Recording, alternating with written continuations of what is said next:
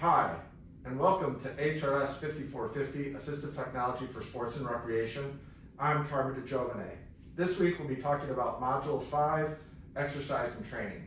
But before that, I want to go into the Wayback Machine, back to Module 2, Adaptive Sports and Recreation, and talk about the Careers in Assistive Technology assignment, where I interviewed Kevin Starr. Everybody did a great job. I really appreciated the audio and video submissions. Those were kind of cool and provided a little variety for me, so I appreciate that. It was great to learn about all the organizations. Everybody included websites to different organizations, and so I pulled all those organizations, or a majority of them, and I put them in a list, and I'll have them at the end of my show notes here. So if you want to see what some of your peers are looking at, go and check that out and click on some of the links. And you'll learn that there really is a breadth of activity going on in adaptive sports and recreation. I provided feedback to a number of you about synthesizing the information in this course within your responses specific to the careers in assistive technology. Specifically, I want you to think about how do technologies for adaptive sports and recreation align with your role in the organization that you selected. So if you remember, you had to select an organization and write a reflection. Many of you focused on the medical model in your reflection. Next time, consider the community model as well. That doesn't mean you shouldn't select an organization that is part of the medical model. A number of you selected inpatient, outpatient, acute care settings. That's completely fine. It just means you should talk about these organizations and how they can support sports and recreation in their overall service delivery model. Kevin does a great job of this through his volunteerism, so the organizations that he works with, and through the education of clients and patients in his own clinical practice. So moving on to Module 4, the last module, we had physical activity for children with disabilities, and it was an introduction to the facilitators and barriers to adaptive sports and recreation with a focus on children. A lot of those barriers and facilitators also apply to adults. And we had two articles that I asked you to read. The first one was Barriers to and Facilitators of Sports Participation for People with Physical Disabilities, a Systematic Review. And the second one was Perceived Barriers and Facilitators to Physical Activity for Children with Disability, another systematic review. You'll be talking about those potentially in the Reading Insights assignment that is due this week in Module 5. And then I also introduced the ASR Technology Scavengers Hunt in Module 4. I hope you found that interesting. I'm trying to come up with some variety in the assignments, and so we'll be doing this a couple more times throughout the course. Moving on to Module 5, Exercise and Training, we investigate the intersection of assistive technology and exercise and training activities.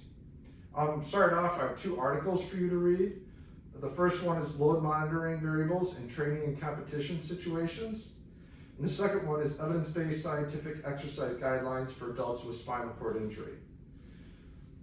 The first one, the Load Monitoring Variables in Training and Competition Situations, addresses the relationship between training load and wheelchair sports in order to maximize athletic performance. The external loads are directly related to the performance of the technology. So let's think back to the Cooper De Luigi article that focused on wheelchair sports. And look at the impact of racing wheelchairs on external loads and the overall performance of the individual. So take that stuff that you learned in Module 3 and apply it in Module 5. The selection, setup, and configuration of the wheelchair will directly impact the internal loads during exercise and training. In the Evidence-Based Scientific Exercise Guidelines for Adults with Spinal Cord Injury article, it describes the process and outcomes for developing an exercise guideline. So as you grow as a professional, you may get involved in guideline development. So this would be a good article to just get a sense of what that involves. And then also to actually look at the guidelines and see what the exercise guidelines say. And the guidelines can be found on the ICORD SCI info blog. The assignments for this week, well, we've got Reading Insights, a discussion assignment. So undergrad students responding to the insights discussion, and then grad students, there's a few of you that will be moderating the discussion. And we're looking at reading insights from articles from Module 4 and Module 5. And then we'll also continue the semester-long case study assignment focused on body systems and structures.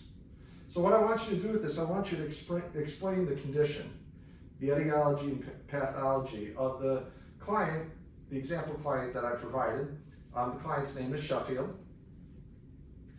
Also, I want you, after doing the chart review, so I provide some information, so complete a chart review, look to external resources, including websites, textbooks, and articles as secondary resources. Describe the impact of the condition on the client's activity and participation. And then the thing that's a little bit different this time around is I want you to add an annotated bibliography, including at least 2 references. So I've included another reference to explain what is an annotated bibliography if you're not familiar with that concept. And then finally, wow, a lot going on with this module. Finally, I just want to shout out some cool AT for sports and recreation that I've seen. And some of this stuff isn't directly related to sports and recreation, it's just assistive technology in general. The Wheelchair and Cushion Standards Group came out with some fact sheets recently around wheelchairs, and they're very helpful. They're fact sheets that are designed for both clinicians and consumers, and take standards, which are like the International Standards Organization, ANSI, RESNA, they all have standards and standard development around what are the minimum standards for wheelchairs, and they turn them into fact sheets that hopefully will be beneficial to you. So I provided links to those. I also talk a little bit about jobs in assistive technology. There's a number of jobs that are out in assistive technology, and people are asking me about them, so I thought I'd provide links to some jobs that are currently available through NuMotion and National Seating and Mobility. These are technician jobs that could be something that you want to do on the side as you're going through this program. And then finally, there was an interesting article in the New York Times that directly relates to this class. The title of the article is, "I Wanted That Self-Reliance Back. Disabled Hikers Forge a New Path." Like I said, it was in the New York Times. Go through it and start thinking about all the things that you learn in this course and how those things apply to the activities that the individuals are describing in the article. It's a great article. I think you'll find it a fun read. So in closing, I've got to make a shout out to the Cincinnati Bengals. We got the Super Bowl coming up this weekend, so go Bengals. Reach out to me if you have any questions, and remember to keep an eye out for assistive technology in sports and recreation. Thanks.